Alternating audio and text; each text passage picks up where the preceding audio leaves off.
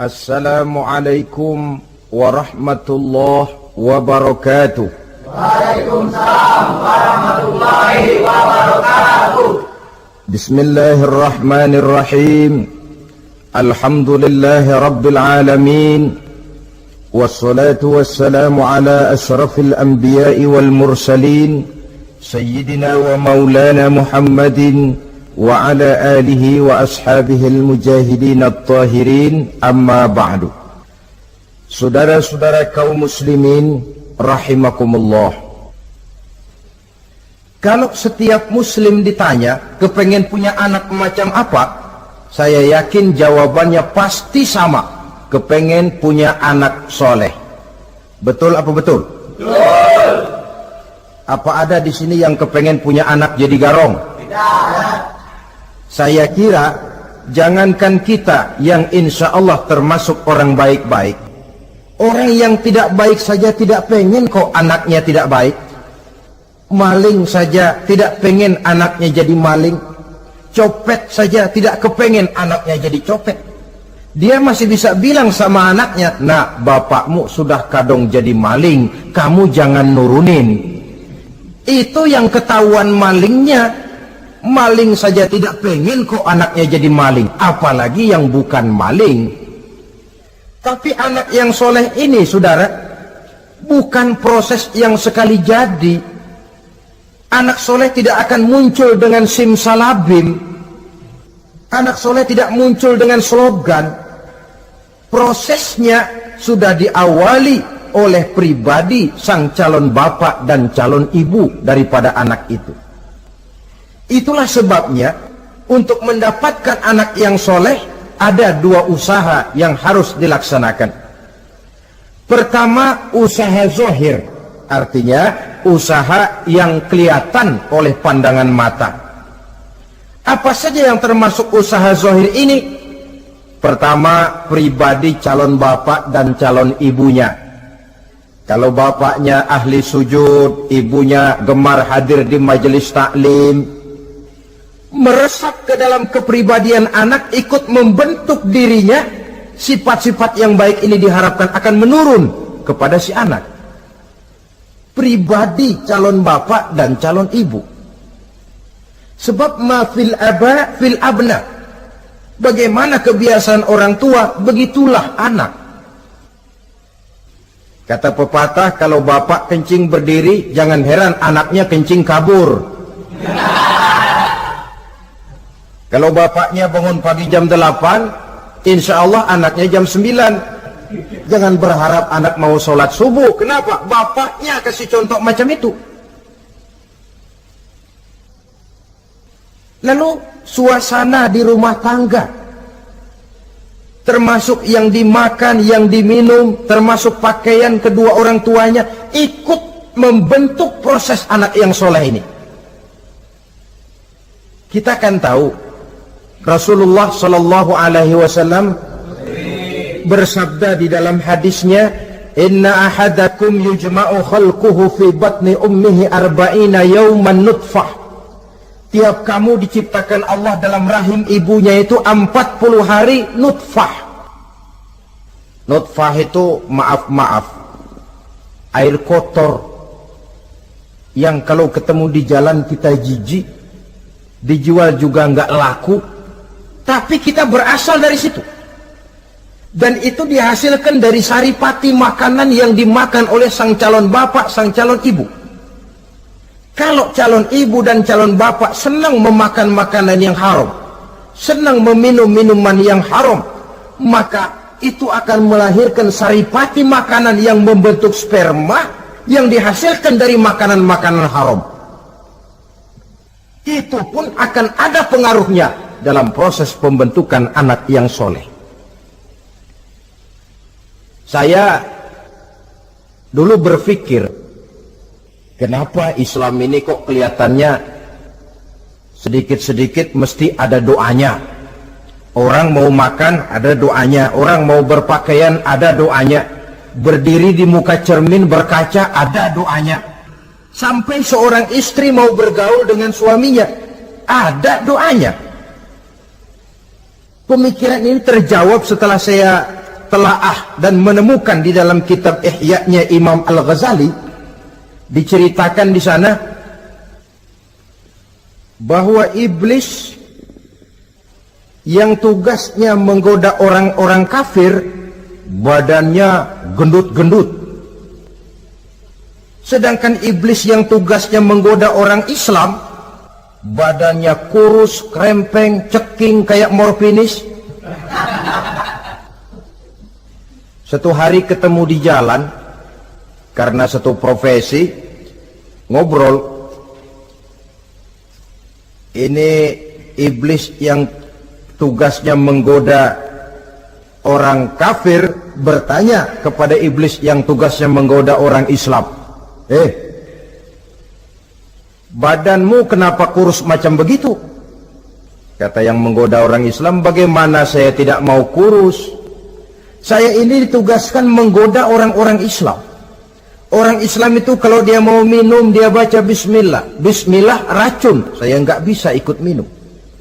Dia mau makan, baca bismillah. Bismillah racun lagi, saya nggak bisa ikut makan.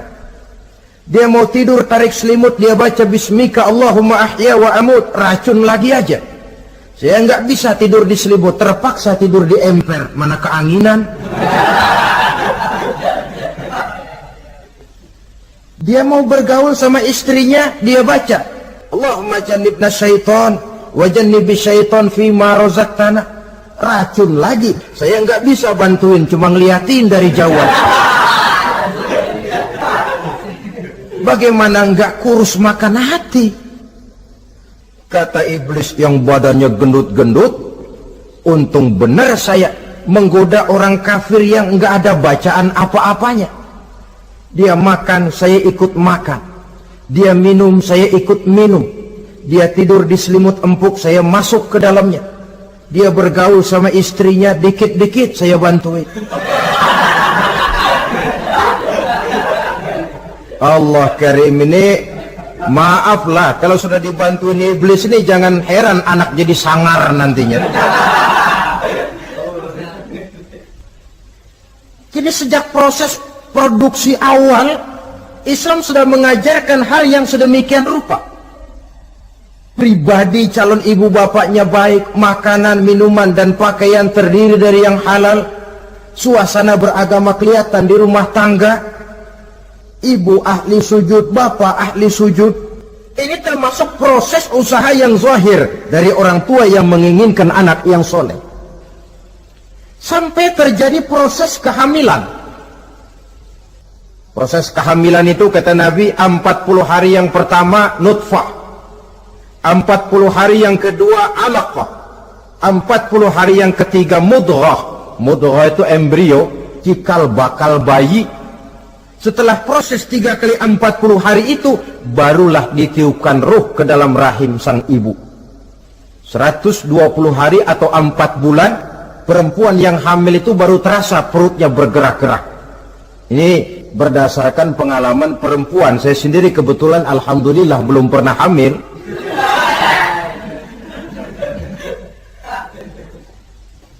Saudara-saudara, sampai usia kehamilan itu 7 bulan, ada tradisi yang disebut 7 bulanan. Itu tradisi dilaksanakan baik, tidak pun tidak apa-apa. Tidak ada perintahnya memang, tapi juga tidak ada larangannya. Apalagi berkumpul orang membaca ayat-ayat Al-Quran, memohon doa dan sebagainya. Sebab pada kandungan 7 bulan ini, embrio sudah mengarah kepada bentuk positif dari wujud manusia. Di situ dibacakan surah Yusuf, surah Maryam, surah Tabarak, surah Waqiah, Tafa'ul namanya, mengundang rasa optimis supaya membawa keberkahan kepada pribadi sang calon anak yang nanti akan lahir ini. Tapi jangan lupa orang tuanya mulai dengan soleh dulu. Jangan orang tuanya nggak mau sujud, nggak mau ibadah, istrinya hamil dibacain surah Yusuf supaya anaknya cakep kayak Nabi Yusuf. Begitu keluar anaknya kepalanya segi 4 kayak kaleng kerupuk. Apa surah Yusuf yang salah? Tentu saja orang tuanya yang tidak memulai kesolehan itu sendiri. Lalu usia kandungan 7 bulan ke atas, sang calon bapak mulai membantu-bantu istrinya.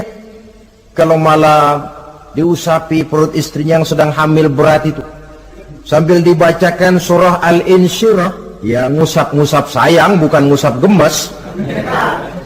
Alam nashrah laka sadrak wa wada'na anka wizrak allazi anqadha dhahrak, supaya Allah memberikan keringanan kepada kehamilan istrinya sampai kepada proses kelahirannya.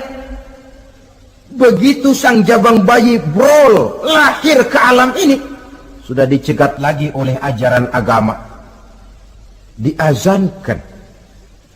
Diriwayatkan oleh Abi Dawud, kana Rasulullah sallallahu alaihi wasallam azana al-Hasan wal Husain fi uzunaihi al-yumna wa aqama fi uzunaihi al-yusra.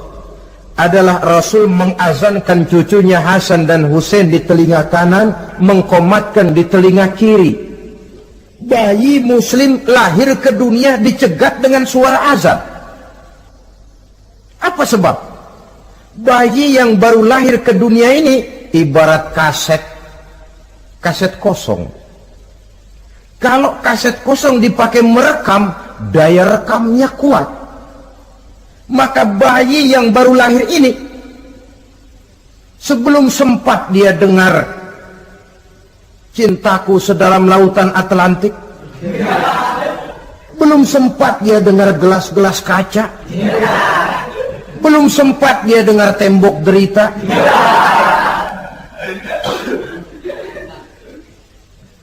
belum sempat dia menikmati serak-serak basahnya suara Frank Sinatra atau merdunya suara Madonna. Rekaman pertama yang masuk lafzul jalalah, Allahu Akbar, Allahu Akbar. Belum sempat dia dengar yang lain, keagungan Allah yang didengarnya. Kaset kosong diisi dengan rekaman pertama berupa lafzul jalalah.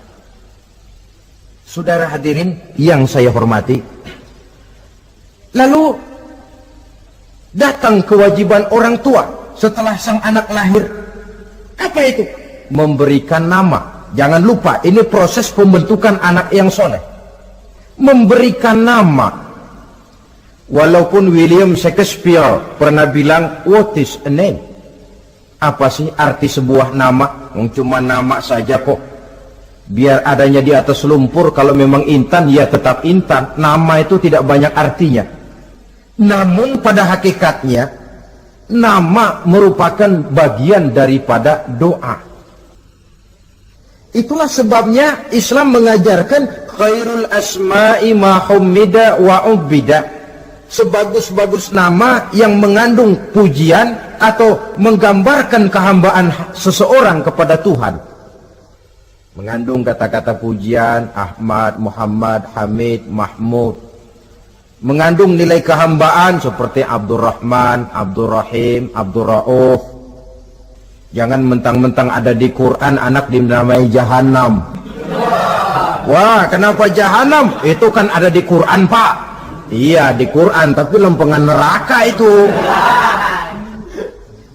Sekarang ini saya melihat gejala akibat rasa malu beragama. Kan zaman sekarang kadang ada tuh orang malu mengakui Islamnya. Bertemu teman, Assalamualaikum, malu, minder. Berangkat ngaji bawa Quran, malu, minder, rendah diri, malu mengakui Islamnya. Termasuk diberikan nama yang berbau-bau Islam ini. Malu katanya, kampungan. Bapaknya kasih nama bagus, Ibrahim. Lantaran pengen nyentrik, dia potong Bram. Ibrahim kampungan, Bram aja nih lah. Itu kan cuma nama, Pak. Memang begitu mulanya. Nabi pernah memberikan isyarat, la tattabi'anna sunnana man kana qablakum shibran bi shibrin. Satu saat kau pasti akan mengikuti tingkah laku orang-orang sebelum kamu. Cuma cara kamu mengikuti sedikit-sedikit, sejengkal, sehasta, semeter. begitu enak kamu ikut-ikutan, sampai yang kamu ikuti masuk ke lubang biawak, kamu pun akan masuk juga ke dalamnya. Mula-mula nama, malu pakai nama Islam. Dari nama pindah ke pakaian, dari pakaian pindah ke pergaulan. Kalau nama Ibrahim, berteman dia dengan Ali, Hamid, Farid, Syauki. Sudah pakai nama Bram, masa Bram temennya soleh, nggak nyetel Kalau Bram kan temennya si Bleki.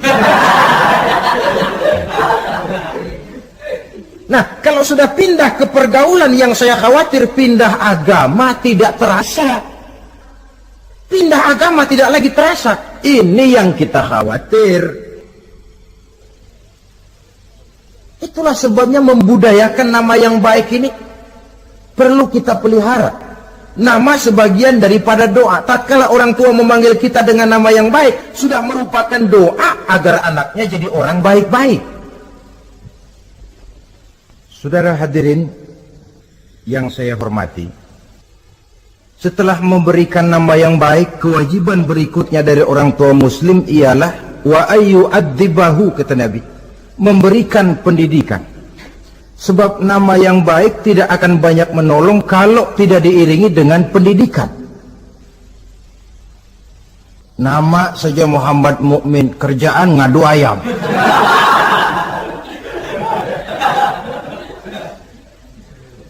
Nama yang baik tapi lantaran tidak diiringi dengan pendidikan, tidak akan banyak menolong. Nah, pendidikan ini dari mana dimulai? Dari rumah tangga. Al-bait madrasatul ula. Rumah tangga adalah sekolah yang pertama.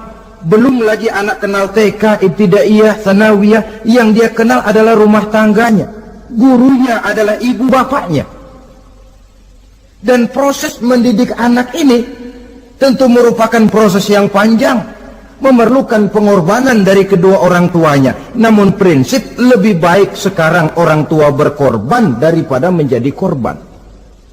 Kalau orang tua tidak mau berkorban untuk mendidik anaknya, percayalah pada suatu saat dia akan jadi korban, dilawan oleh kebrutalan anaknya sendiri. Biarlah kita orang-orang tua ini peras keringat banting tulang, pergi pagi pulang sore, kaki jadi kepala, kepala pun jadi kaki, untuk satu cita-cita agar anak-anak kita kelak lebih baik daripada kita sekarang ini. Mendidik. Karena kian hari kita dihadapkan dengan kenyataan peledakan penduduk, sulitnya lapangan kerja, persaingan hidup yang makin tajam, sulitnya ekonomi. Kalau anak kita tidak bekali dengan pendidikan, dia akan tersudut di pojok-pojok kehidupan untuk lebih banyak cuma jadi penonton daripada pemain di dalam kegiatan kehidupan ini. Nah, setelah memberikan nama yang baik, lalu mendidiknya, lalu datanglah usaha yang batin di dalam proses pembentukan anak yang soleh ini, yaitu mendoakan anak. Yang baik tentu doa dari orang tuanya sendiri. Sebab kata Nabi, doaul walid liwaladihi kadu'ain nabi li ummatihi.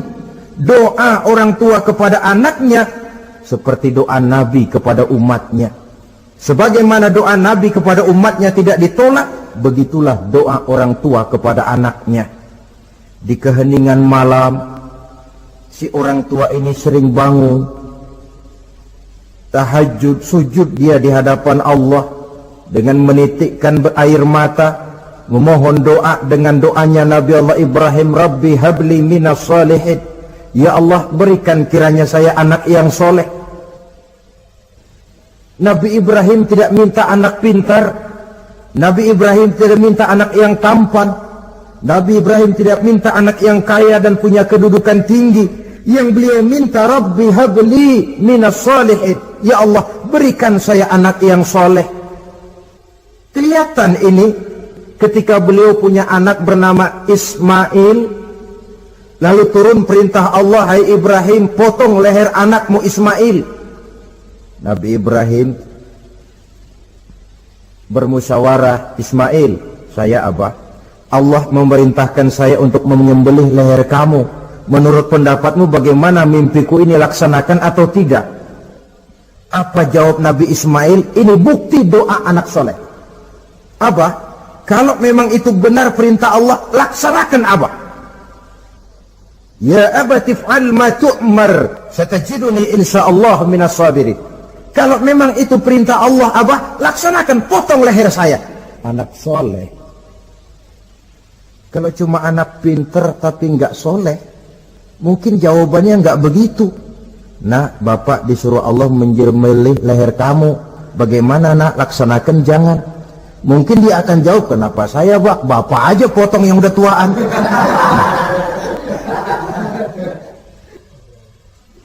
Doa orang tua kepada anak.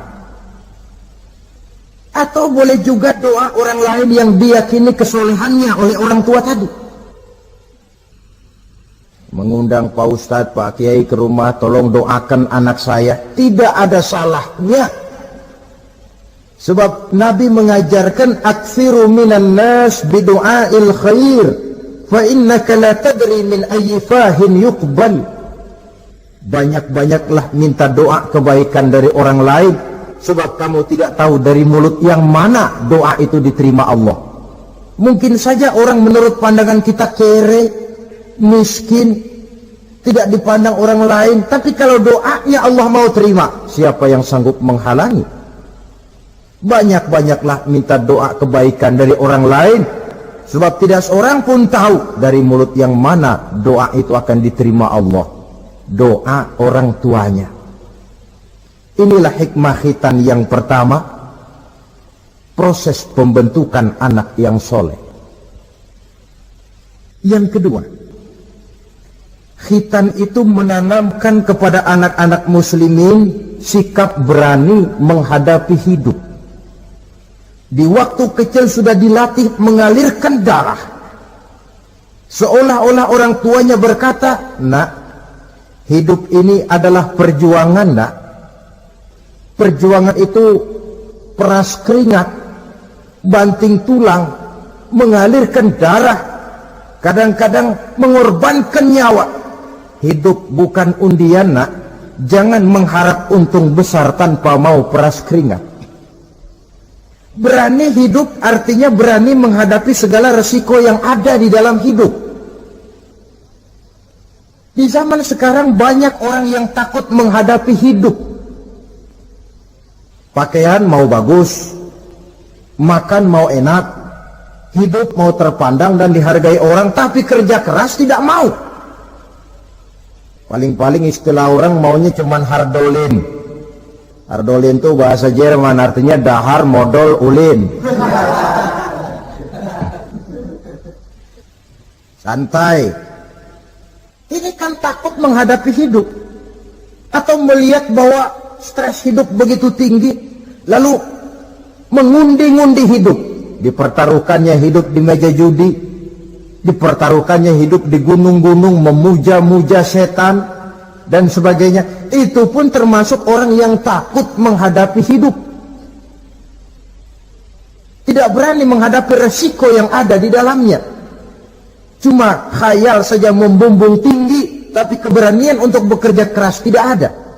Anak-anak muslimin sejak dini, sejak masih kecil sudah dilatih mengalirkan darah. Hidup ini perjuangan, nak. Bukan santai-santai, bukan berleha-leha, bukan berandai-andai. Tidak akan pernah sampai kita kepada tujuan kalau hidup cuma diisi dengan berandai-andai, berleha-leha, bersantai-santai. Dia adalah perjuangan, jalannya menanjak menurun, banyak onak dan duri di sekelilingnya. Kuatkan pribadimu menghadapi hidup ini. Ditanamkan sikap berani menghadapi hidup. Itu yang kedua. Lalu yang ketiga, khitan pada hakikatnya merupakan peletakan batu pertama, dalam arti mempersiapkan anak supaya hidupnya nanti menjadi orang yang sujud kepada Allah. Secara tidak langsung orang tuanya seolah-olah berkata, nak, kamu dikhitan sekarang supaya nanti kamu bisa istinja. Nah, kalau kamu sudah bisa istinja, kamu bisa berwudu. Kalau wudumu sah, kamu bisa sholat. Peletakan batu pertamanya lewat khitan. Jadi kalau sudah dikhitan lalu dianggap selesai, sholat tidak diajarkan, wudhu tidak diajarkan, ya sama saja dengan membangun rumah. Setelah peletakan batu pertama lalu tidak dilanjutkan dengan membangun yang lain, alang-alang yang bakal tumbuh. Sebab dalam realitanya nanti bukan cuma tubuh kita yang dikhitan, harta kita nanti dikhitan. Cuma khitan harta namanya zakat, infak, sodakoh. Itu kan harta dikhitan supaya bersih. Khitan juga namanya. Karenanya mengkhitan anak, mempersiapkan anak agar menjadi hamba Allah yang sesungguhnya, menjadi manusia yang sujud kepada Allah Tuhannya. Itu merupakan prakondisi ke arah pembentukan manusia yang kelak akan sujud kepada Allah Rabbul Jalil. Peletakan batu pertama mempersiapkan anak untuk hidup melaksanakan ibadah, dan ini tujuan hidup. Allah jelaskan, wa ma khalaqtul jinna wal insa illa liya'budun. Aku tidak ciptakan jin dan manusia melainkan untuk beribadah kepadaku. Masalah paling pokok bukan bertanya mengapa kita diciptakan oleh Allah, karena kita memang sudah ada. Masalah paling pokoknya ialah untuk apa kita diciptakan oleh Allah. Kalau saudara bertanya mengapa saya dibikin oleh Allah, itu hak Allah untuk menjawabnya. Manusia buntu. Sebab itu pertanyaan kita bukan mengapa kita diciptakan Allah, tetapi untuk apa kita diciptakan Allah. Yang bisa jawab tentu yang bikin manusia. Seperti juga kita tanya, Pak, untuk apa Bapak bikin bangku? Yang bisa jawab pasti ya yang bikin bangku toh. Sebagai pembikin, dia tentu lebih tahu untuk apa bangku itu dibikin. Untuk apa manusia diciptakan Allah? Jawabannya datang dari Allah. Wa ma khalaqtul jinna wal insa illa liya'budun. Aku tidak menciptakan jin dan manusia kecuali untuk melaksanakan ibadah kepadaku. Ini rupanya tujuan penciptaan manusia, agar kita menjadi orang-orang yang hidup melaksanakan ibadah dalam pengertian yang seluas-luasnya. Sejak ibadah pribadi yang langsung antara kita dengan Allah, seperti sholat, puasa, zakat, haji, sampai kepada ibadah yang tersalur melalui kehidupan bermasyarakat. Umpamanya membangun, memelihara kesehatan, menjaga keamanan di kampung, yang kalau kita niatkan untuk mencapai ridho Allah, insya Allah itu akan bernilai ibadah. Tujuan penciptaan manusia ternyata tidak lain untuk melaksanakan ibadah. Prestasinya di hadapan Allah bergantung kepada sampai sejauh mana nilai ibadah itu dilaksanakannya. Ini yang ketiga. Yang keempat, hikmah daripada khitan itu, dari sisi orang tua, menempatkan perintah Allah di atas perasaan dan kepentingan pribadi. Ada enggak orang tua yang enggak sayang sama anaknya? Semua orang tua sayang kepada anaknya. Jangan anak sampai dipotong mengalirkan darah. Anak main saja, main layang-layang, jatuh, pulang kakinya berlumur darah, sudah ribut orang tuanya. Kenapa nak? Kenapa sayang? Kenapa raja? Aduh, raja lah kita. Tapi ini perintah Allah. Perasaan pribadi, kepentingan pribadi kalah oleh perintah Allah. Ini mestinya watak seorang muslim. Kalau sudah begitu perintah Allah, begitulah kita laksanakan. Soal keberatan pribadi, perasaan pribadi, kepentingan pribadi, nomor belakang. Yang penting perintah dilaksanakan. Cobalah kalau khitan itu, anak yang begitu kita sayangi, pada umur sedang lucu-lucunya, dipegangi dia, lalu dikhitan.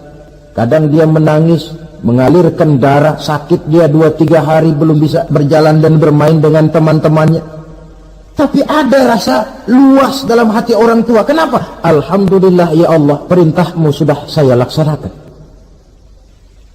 Perasaan pribadi itu ditekan oleh perintah Allah. Perintah Allah di atas perasaan dan kepentingan pribadi.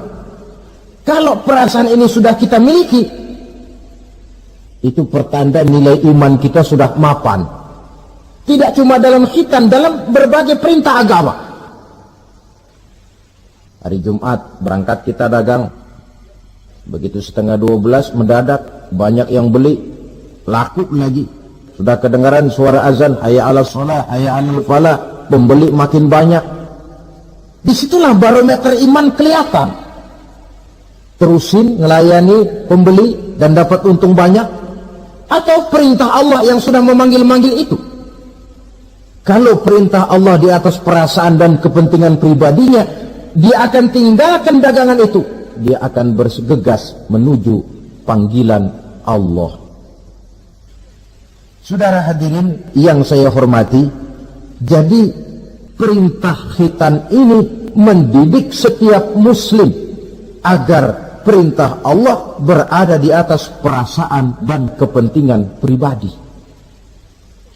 Hijau kata Allah, hijau kata kita. Putih kata Allah, putih kata kita. Ke barat kata Allah, ke barat kita melangkah.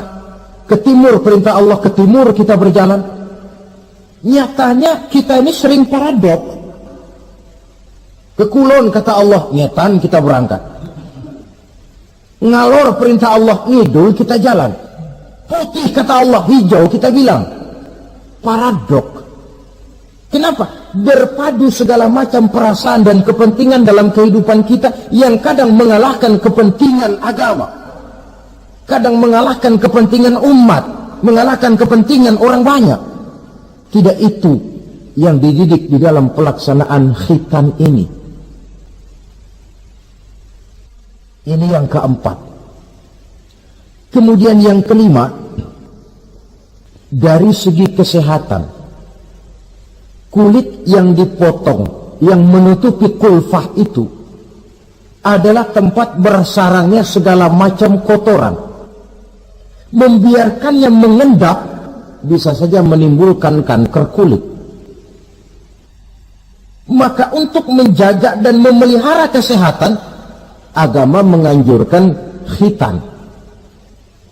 Di samping tentu ada unsur kepentingan biologis.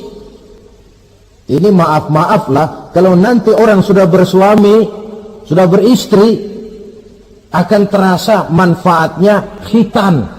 Lain loh yang dikhitan dengan yang tidak itu. Coba saja tanya orang, makan pisang itu yang enak dikupas dulu apa dimakan kulit-kulitnya? Ya mesti tentu yang enak ya dikupas dulu. Kalau kulit-kulitnya juga dimakan, rakus namanya. Belum lagi kemungkinan bisa jadi penyakit. Dari segi kesehatan, dari segi kepentingan biologis, perintah khitan ini kembali manfaatnya buat kehidupan manusia. Itulah sebabnya di dalam An-Nahl ayat 123 Allah subhanahu wa ta'ala menegaskan, "Tsumma auhayna ilaika an ittabi' millata Ibrahim hanifa wa ma kana minal musyrikin." Kemudian kami wahyukan kepada kamu wahai Muhammad, ikutilah agama Ibrahim yang hanif ini, dan tidaklah ia termasuk daripada golongan orang-orang yang menyekutukan Allah. Artinya syariat khitan ini yang berasal dari sejarah kehidupan Nabi Ibrahim diteruskan oleh syariatnya yang dibawa oleh Nabi kita Muhammad sallallahu alaihi wasallam. Maka kalau ayat menjelaskan inna dina indallahil Islam, agama yang diridhoi Allah itu cuma agama Islam. Islam yang mana? Islam yang dibawa oleh Nabi Adam, diteruskan oleh Nabi Nuh, diteruskan oleh Nabi Ibrahim, diteruskan oleh Nabi Musa, diteruskan oleh Nabi Isa, dan disempurnakan oleh Nabi kita Muhammad sallallahu alaihi wasallam. Karena seluruh rasul yang 25 ini sumbernya sama, Allah. Prinsip ajarannya sama, la ilaha illallah. Cuma syariatnya saja yang agak berbeda, disesuaikan dengan situasi dan kondisi dari umat yang dihadapi oleh rasul itu. Nabi Sulaiman misalnya ada sholat, tapi sholatnya Nabi Sulaiman tidak pakai rukuk dan tidak pakai sujud, berdiri saja. Zaman Nabi Nuh ada puasa, tapi puasanya versi Nabi Nuh lain dengan puasanya versi kita sekarang ini. Syariat berbeda sesuai dengan situasi dan kondisi. Tapi khitan sejak Ibrahim, Ismail, Ishak, sampai kepada Musa, sampai kepada Isa, sampai kepada Nabi kita, terus berkelanjutan sampai hari akhir nanti. Jadi bukan merupakan syariat baru. Pengukuhannya dalam An-Nahl 123 ini, aku wahyukan kepada Muhammad, ikuti agama Ibrahim ini, agama tauhid, yang diantara syariatnya adalah pelaksanaan khitan. Sedangkan Ibrahim seorang yang hanif. Hanif ini lebih tinggi daripada sekedar taat. Kalau orang yang taat itu contohnya begini, nak, tolong taruh ini gelas di pinggir meja, nak. Kalau dia taat ya apa adanya, ditaruh saja tuh gelas di pinggir meja. Orang yang hanif lain, mikir. Iya, kalau ditaruh di pinggir kan gampang kesenggol orang, jatuh ke bawah, pecah. Biar diperintah taruh di pinggir, taruh aja di tengah dah, biar aman. Ini hanif namanya. Tingkatan yang lebih tinggi daripada taat. Nabi Ibrahim seorang yang hanif. Tidak ada perintah Allah yang tidak dilaksanakan dengan sebaik-baiknya. Sampai pun perintah memotong anak sendiri. Saya kira kalau perintah macam begini turun kepada orang zaman sekarang, banyak yang bubar jadi orang Islam. Potonglah leher anakmu, udahan aja dah. Dan memang perintah itu cuma untuk menguji kekuatan mental Nabi Ibrahim alaihissalam. Perintah menyembelih leher anak, perintah membangun Ka'bah, perintah hijrah keluar dari kampung halamannya sampai mengembara ke negeri Syam. Perintah ujian menghadapi api yang dinyalakan oleh Raja Namrus. Belum lagi perintah menghadapi kekufuran daripada kaumnya, menghadapi orang tuanya sendiri yang adalah produsen berhala. Bisa kita bayangkan ini, anaknya penegak tauhid, bapaknya produsen berhala. Tapi itulah agama, syarat dengan contoh. Yang anak bapaknya nabi, anaknya bajingan. Yang anaknya nabi, bapaknya pembuat berhala. Karena memang hidayah itu adalah hak prerogatif dari Allah Subhanahu wa ta'ala. Diberikan kepada siapa saja yang dikehendakinya. Saudara-saudara kaum muslimin rahimakumullah. Oleh sebab itu, saya mengajak kepada seluruh umat Islam, kalau melaksanakan walimatul khitan, mengkhitan anak, boya sudah lewat masanya cuma sekedar diramein dengan layar tancap atau orkes madun. Akan lebih positif kalau diisi dengan dakwah, pengajian, ceramah yang menjelaskan tentang hikmah daripada walimatul khitan ini. Yang ditinjau dari segi apapun, mengadakan pengajian itu lebih menguntungkan, baik pribadi, baik yang mengadakan walimah, baik bagi masyarakat, ketimbang walimah dengan berfoya-foya. Apalagi hadis mengingatkan kita, kata Nabi begini, man sanna sunnatan hasanatan falahu ajruha wa ajru man amila biha. Siapa yang memulai satu kebajikan, dia akan mendapat pahala dan pahala dari orang-orang yang mengikuti kebajikan itu. Saudara nyunatin anak, mengadakan pengajian, undang kiai, banyak orang yang hadir, saudara akan dapat pahala dan juga dapat pahala dari seluruh orang yang hadir. 1000 orang yang hadir, 1000 saudara dapat pahala. Sebaliknya kata Nabi, wa man sanna sunnatan sayyi'atan falahu ismuha wa ismu man amila biha. Siapa yang memulai satu kejahatan, dia akan mendapat dosa dan dosa dari seluruh kejahatan yang terjadi pada malam itu. Jadi kalau saudara nyunatin anak, pesta, mengundang apa film, apa orkes, maka seluruh maksiat yang terjadi pada malam itu, di tempat itu, saudara ikut dapat dosanya. Kenapa? Sponsornya saudara. Ya, tapi kan saya nggak suruh mereka maksiat, Pak. Betul. Tapi bisanya mereka maksiat kan karena sarana disediakan. Sponsornya itu. Jadi sponsor kebajikan mendapat pahala, sebagaimana sponsor kejahatan pun akan mendapat pahala dari nilai kejahatan yang ditimbulkannya. Belum lagi segi keberkahannya, belum lagi banyaknya orang-orang yang berdoa, 1, 2, 3, 40 orang berkumpul mendoakan anak kita. Masuk dalam hadis doaul arba'in ka doail wali. Doa 40 orang yang berkumpul sudah sama dengan doanya seorang wali. Jangan, inilah yang sering saya istilahkan, kita ini kadang-kadang kontradiksi. Nikah secara Islam, ngadep penghulu, ada 2 saksi pakai ijab kabul, tapi nanti pestanya secara Nasrani, gaya hidup rumah tangganya gaya Yahudi. Nikahnya, khitannya cara Islam, pestanya gaya Yahudi, pendidikan anaknya cara Nasrani. Akhirnya pribadi anak jadi tidak karu-karuan, terlalu banyak diwarnai. Bukankah Nabi menyatakan kullu mauludin yuladu 'alal fitrah fa abawayhi yuhawidanihi aw yumajjisanihi aw yunassiranihi aw kama qala. Setiap bayi dilahirkan dalam keadaan suci, bersih. Tidak ada dosa warisan dalam Islam. Tidak ada anak haram jadah dalam Islam. Yang haram jadah itu perbuatan bapak moyangnya itu. Anak lahir suci, bersih, seperti kertas putih. Mau ditulis dengan tinta apa, terserah kedua orang tuanya. Setiap bayi dilahirkan suci, kata Nabi. Orang tuanya yang menjadikan dia Yahudi, menjadikan dia Nasrani, atau menjadikan dia Majusi. Kadang tanpa terasa. Bapaknya muslim, ibunya muslimah, tapi anaknya belajar di sekolah Nasrani. Ini kan sudah yunasirani, menasranikan anak. Sekolahnya di sekolah Yahudi, sekolahnya di sekolah Majusi, menjadi pemuji api.